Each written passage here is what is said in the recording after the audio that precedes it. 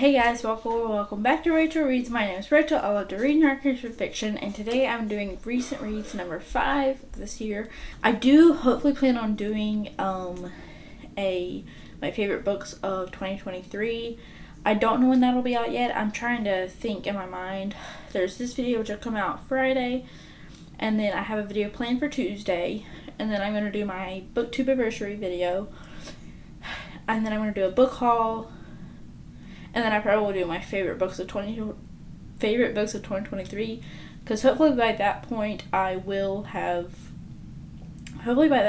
past 2023 and I can gather everything I've read. So yeah, that's just a very long rant about what video plans are coming up. Let's get into the books that I have recently read. So the first book is The Haunting Bonaventure Circus by Jamie Jo Wright. This is a sort of DNF because I have read it before. I was just planning on rereading it, but I didn't actually get to that. I just wasn't feeling the book. The next book is A Song for the Stars by Alima Todd. I gave this book 3 stars. It was interesting, but I liked her characters. I think they were great. I think the guy's name was John. I don't remember the girl's name currently. I think it was Miley or something. I don't know. It was an interesting read, and I enjoyed the history about Captain Cook and the different islands.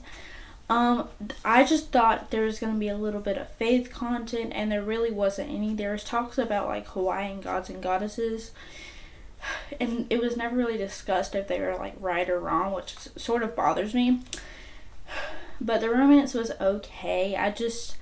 Nothing about this excited me, and there's nothing I loved. It was an entertaining read, but it's not one of my favorites. It is clean though. It's clean. There's no language or anything like that. If you're interested in Hawaiian history, I think it would be super interesting to read about. The next book is The Scarlet Letter by Nathaniel Hawthorne. I had to read this book. I gave it 2 stars. I don't know if I should even rate it. I did rate it on Goodreads, but I don't care about it. It has no benefit to me. I mean, I guess it does if you studied it, but the next book is Memories of Glass. This is by Melanie Dobson, I think that's her name. I gave it 3 stars. It was interesting, and I love the history and the timelines, the perspective. I love the main character we follow in the present timeline. I enjoy the past timeline. I loved our guy character. There was a theme of coffee, and there were some really good faith discussions. But what bothers me was the romance, because I love that I could root for our characters together, but in the historical timeline, and this is a spoiler, if you don't want to be spoiled, you can skip ahead 20 seconds starting now.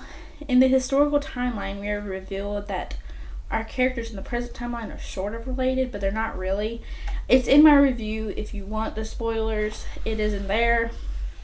But part of me, I don't care for that. It's weird because they are, but they aren't related. It was really weird. That's why I gave it 3 stars, because I was enjoying everything up to there.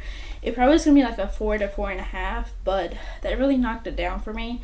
So if that's not something you're interested in, because I'm definitely not, I wouldn't recommend it. But if you like the World War II or coffee, Family Secrets, I would recommend it. It was interesting up to that point. I would love to try more Melanie Dobson though. Next book is Across the Blue by Carrie Taransky. This is a soft DNF, meaning I would like to pick it up again, but at this time I really just wasn't interested in it. It has an interesting plot line, and I really enjoyed both our characters, and I wanted to see where everything was going, but it just wasn't for me because her novels are very slow paced. Next book is The Blackout Book Club. This is by Amy Lynn Green. I give this 4.25 stars. I really enjoyed it. The historical timeline was definitely interesting, and I like seeing the different perspectives in the book club. And I think it was a very sweet, very good story, but it was very slow moving, and it was a very thick novel, so that kind of the slower paced novels really tend to throw me off, because I'm ready for a high paced story. It doesn't even have to be high action, but either make your book shorter or make it a high pace, which you'll kind of see that theme in some of the later books I'll mention. I did enjoy it. There was very little to no faith at all, and there was a little bit, but there wasn't much, and it was just a slow-paced book. The next book is A Song Unheard by Rosanna M. White. This is book 2 in Shadows Over England. I gave it 5 stars. I love this book. I think it was so well done, so interesting and enjoyable. Book 1 is still my favorite just because it's like a very bookish book, but this one's very musical, and I love music, so I think that was very interesting, and I loved our main characters. The faith content in this series has been really great, and I do highly recommend it. If you have tried Rosanna M. White and not like something, I would say try this series because it's really good. The next book is An Hour Unspent by Rosanna M. White. I gave this 4 stars. This is book 3 and the final book in Shadows Over England. I enjoyed it. It had a good pace. I didn't like our female main character. I think she kind of threw the story off because I enjoyed her character, but I like Barkley more, and then there's this whole other mystery with a certain character you meet in book 1, but I don't want to spoil anything. I really enjoyed those 2 characters though. I think the female main characters kind of like threw me off, but I really enjoyed it still. It was good. The next book is Meet Me in the Margins by Melissa Ferguson. I DNF'd this book. I said it in my review why I DNF'd it, but the reason I DNF'd it is because it is under a clean publisher, which is Thomas Nelson. They do like Christian/clean because some of their books are really good. That's a different discussion. But I really was enjoying it. I loved our female main character. I loved her like family dynamics. I was enjoying the possible romance and the whole like editing a novel. But the reason I DNF'd it is because it felt like a secular book marketed as Christian and under the Christian realm. There's a difference with like per se Melanie Sellier's books, which are right back here. They are just marketed as clean YA fantasy and they're fairy tale retellings. They're not marketed as Christian, but in book 2 there is like a slight allegory almost, and that I don't mind because it's marketed as secular, but there is like an almost allegory. Whereas this book is marketed as Christian, but it feels completely secular because there was like a little bit of drinking at the very beginning, which I'm not a fan of. The next book I read is Off the Chain by Janice Thompson. I give this book 5 stars. I love it so much. You get a touch of romance, you get a really good mystery, and there's some great faith content because it's Janice Thompson. She writes some of the best faith content. She writes super sweet romances, and there's a like really good mystery in this one, and it's about dogs, which is just so sweet. But I do know Lindsay from the blog Books for Christian Girls love this book, and I love it too. This is so good. The next book I read is The Griffin Heist by James R. Hannibal. This is like, I gave it 5 stars on Goodreads, but this is like one of my 6-star reads. It was so good. And the way I described it in my Goodreads review, which is like the best way I think I described it, it is Mission Impossible meets National Treasures, but like up the action and suspense and make it Christian. That's a lot to take in, I know, but it's really good, and I love it so much. So we're following this character named Talia, and I'm trying to think of how everything happens, because I really want to get this book and read book 2, because it's just so good. She works for the CIA, I think. She works for the government, and she is placed under the assignment called Other for a certain reason we find out. And let's just say she meets a certain character, and the whole adventure just starts from there. It's so good. There's lots of great faith discussions about forgiveness, and that whole sort of like theme is really beautiful, and I highly recommend it. If you are looking for a high action Christian fiction, this is one I would highly recommend. And the next book is 26 Below by Kimberly Woodhouse. I give this book 4 stars. It was definitely interesting, and I like the whole cybersecurity idea. The idea of the power going out below 26 was really interesting. The only reason it's 4 stars is because of the pacing. Now let me go over what I liked, and then I'll kind of like end with what I didn't. I loved our characters. I think Darcy and I cannot think of the main characters, the male main character, Jason. Yeah, Jason. I love them. I liked especially Jason because his point of view is super interesting, and I like seeing Darcy from Jason's perspective because Darcy has gone through a lot of trauma, so seeing her through Jason's eyes was really interesting, and I loved our characters. I love the faith content because you kind of, it's just really good. I don't want to say why because it spoils it, but the faith content in this book is really good. It definitely does pick up towards the end of the book. The pacing just fell off a bit because the inciting incident, I guess, 26 Below, happens later than I thought it would, meaning like everything is leading up to it, whereas I thought the 26 Below, everything would happen after it. The next book I read is No One to Trust by Lynette Eason. This is 5 stars, or like 6 stars. It's really a 6-star read. I love this book. It's so good.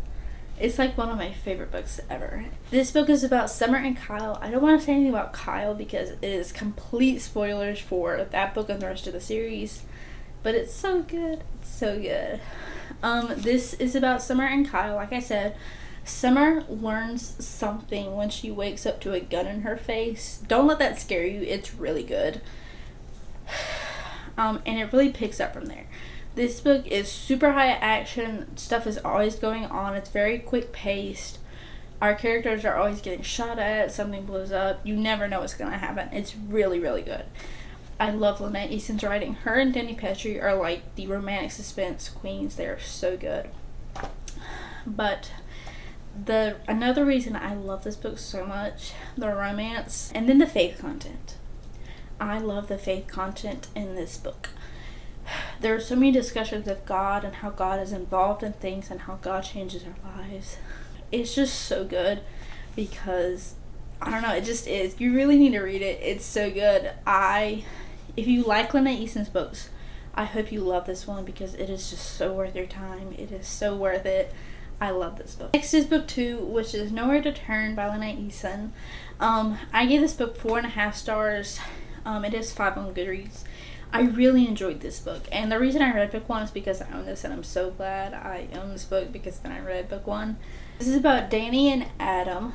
You meet Adam in book 1, so I don't want to spoil anything about him once again, but he kind of is an ex-U.S. Marshal, and Danny's husband has died. It has been 6 months. I want to put out trigger warnings for domestic abuse in, I don't want to say this whole series, but especially this book. Our character has gone through that a little bit.